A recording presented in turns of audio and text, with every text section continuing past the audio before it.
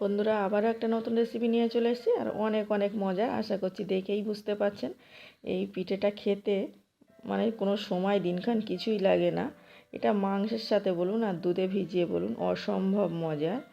মানে একবার না খেলে বুঝতেই পারবেন না, যারা খেয়েছেন তারা অবশ্যই জানেন যে কতটা টেস্টি। আর এটা খুবই সহজ উপায়ে দেখিয়েছি সামান্য উপকরণে। তো চালের গুঁড়ো থাকলেই হবে ফ্রেশ, আর একদম ফোল্ড করার পরেও একটার পরে একটা জুড়ে যায় না। যারা বানিয়েছেন জানেন যে জুড়ে যায় একসঙ্গে রাখলে। আমি একসঙ্গে রেখেছি, তাও মানে প্রত্যেকটা আলাদা আলাদা করে তোলা যাচ্ছে। আর প্রত্যেকটা খুব পাতলা, মানে ঝুরি পিঠে, এ পিঠ থেকে ও পিঠ দেখা যাবে।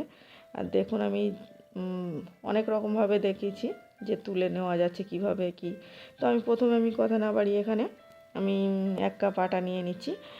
1 কাপ না, আমি 2 কাপ, টোটাল 2 কাপ আটা দিয়ে নিচ্ছি। তো এটা আপনার প্রয়োজন অনুযায়ী দিয়ে নেবেন। আর এটা পুরোটাই চালের গুঁড়ো দিয়েছি, অন্য কোনো আটা নয়। আর স্বাদ মতো লবণ দিয়ে নিচ্ছি। আর এখানে ফ্রেশ চালের আটাটা দিলে আমার মনে হয় সবথেকে বেশি ভালো হয়। তো আমি ফ্রেশ চালের আটাটাই দিয়েছি, তো ঘরে বানানো যেগুলো।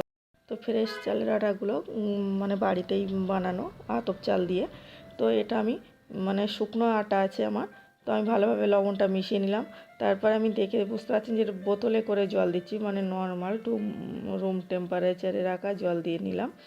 তো এখানে অল্প অল্প করে জল দিয়ে মেখে নিতে হবে, না হলে ডোটা একটু প্রবলেম হয়ে যেতে পারে।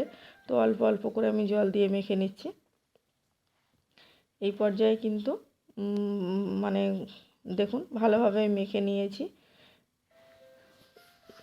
এই জলটা কোনো গরম নয়, কুসুম গরম নয়, নর্মাল জল। তো আমার এই বোতলের 2 বোতল জল লেগেছে। তো আমি দেখে নিচ্ছি যে ব্যাটারটা কেমন হবে। এটা যখন ইচ্ছা বানানো যায়, মানে যেই সেই বানিয়ে নিতে পারেন, কোনো বেশি সময় লাগে না। তো আমি এখানে 1 কাপ তেল নিয়েছি, আমি 3 টেবিল চামচের মতো তেল দিয়ে দিচ্ছি, রান্নার তেল। তো এটা দিলে খুবই ভালো হয়, মানে কড়ার গায়ে জড়িয়ে যায় না। এভাবে অবশ্যই ট্রাই করবেন। দেখুন তারপরে আমি এটা ভালোভাবে নেড়ে একটু রেস্টে রেখে দিচ্ছি। ভিতরে আটার মধ্যে কোনো সুজি ভাব থাকলে মানে সেটা ভালোভাবে ভিজে যাবে। তো আমি একটু রেখে দিলাম, এটা না রাখলেও কোনো ব্যাপার হয় না। তো আমি দেখিয়ে নিচ্ছি যে উপর থেকে মানে জল উঠছে আর নিচের দিকে আটা বসে গেছে, সেটাই দেখালাম। এরপরে কোনো ব্যাপার নেই, এটা গুলে নিতে হবে একটু ভালো করে। তারপর গুলে নিয়েছি আমি। দেখুন এটা ব্যাটারটা কেমন হাতে লেগে যাচ্ছে না, এমন ব্যাটার হবে। মানে দেখুন ব্যাটারটা কেমন হয়েছে আমি দেখিয়ে নিলাম। এদিকে একটা আমি কড়াই বসিয়ে দিয়েছি, আর এই পিঠেটা করার জন্য এমন কড়া হলেই ভালো হয়, কালো কড়া। তো আমি নিয়ে এভাবে হাত দিয়ে ছিটিয়ে ছিটিয়ে দিচ্ছি। এটা ছিটানো পিঠেও বলা যায়, এটা ঝুরি পিঠেও বলা যায়, এটা মানে হাত ঝাড়া পিঠেও বলা যায়, যেমন ইচ্ছা বলতে পারেন এটা। তো দেখুন তারপরে আমি এটা ঢাকা দিতে হবে না, এটা কোনো মানে সময় লাগবে একটু, 30 সেকেন্ডের মতো রাখলেই দেখবেন কড়ার গা দিয়ে ছেড়ে দিচ্ছে। তো তখন ফোল্ড করে তুলে নিতে হবে। আর প্রত্যেকবার একটু মুছে নিলেই হবে। আর যদি না ওঠে তো একটু তেল লাগিয়ে নিলেই হবে, ব্রাশ দিয়ে বা কিছু দিয়ে। ওভাবে মুছে মুছে দিলেও হবে, তেল দিয়ে একটু মুছে নিতে হবে শুকনো কাপড় দিয়ে, তাহলে কোনো ব্যাপার নেই। দেখুন আমার কড়ার গা দিয়ে ছেড়ে যাচ্ছে, যখন বোঝাই যাচ্ছে যে আমার পিঠেটা হয়ে গেছে। এটাও প্রচুর পাতলা পিঠেটা, মানে দেখে আশা করি বুঝতে পারছেন। আর এটা ভালো লাগে না এমন কোনো মানুষ নেই, মানে এই পিঠেটা মানে একবার খেলে বারবার খেতে ইচ্ছা করবে। যাদের মিষ্টি বেশি পছন্দ তারা নারকেলের দুধে ভিজিয়ে খেতে পারেন, আর যাদের একটু ঝাল ঝাল পছন্দ অবশ্যই মাংসের সঙ্গে ট্রাই করবেন। দেখুন আমি আবারও একটা দেখিয়ে নিলাম। আর কড়ার গা দিয়ে যখন ছেড়ে যাচ্ছে তারপরে কিন্তু তুলে নিতে হবে। দেখুন এভাবে ফোল্ড করে নিচ্ছি, একটাও প্যানের গায়ে জড়িয়ে যাবে না।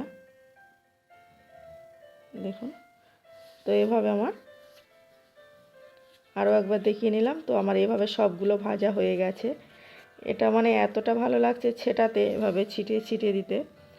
শুধু হাতে করে নিয়ে একটু একটু অল্প অল্প করে নিয়ে ছিটিয়ে দিতে হবে, তাহলে খুবই ভালো হবে। বেশি বেশি দিলে কিন্তু এক জায়গায় পড়ে গেলে তখন এক জায়গায় মোটা মতো রুটি টাইপের হয়ে যাবে। অল্প অল্প করে কড়ার গায়ে ছিটিয়ে দিতে হবে।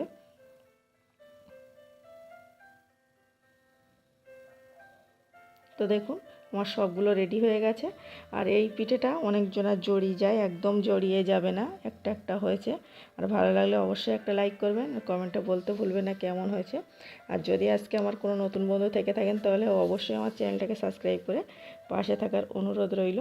দেখুন অসম্ভব মজার আর লোভনীয় একটা পিঠে বানিয়েছি। মানে এটা অনেকগুলোই খাওয়া যায়, শুধুই আপনি বানাতে বানাতে শুধু খেয়ে ফেলবেন, এতটা মজার। বন্ধুরা, এই পিঠেটা বানাতে বানাতেই খাওয়া যায় বেশি, গরম গরম খেতে এতটা ভালো লাগে। তো আমি গরম গরমই খাচ্ছিলাম। আর অবশ্যই আপনারা গরম গরম বানাতে বানাতে খাবেন, তাহলে বেশি ভালো লাগবে। আবারও দেখাচ্ছে অন্য কোনো ভিডিওটা ট্রাই করতে ভুলবেন না।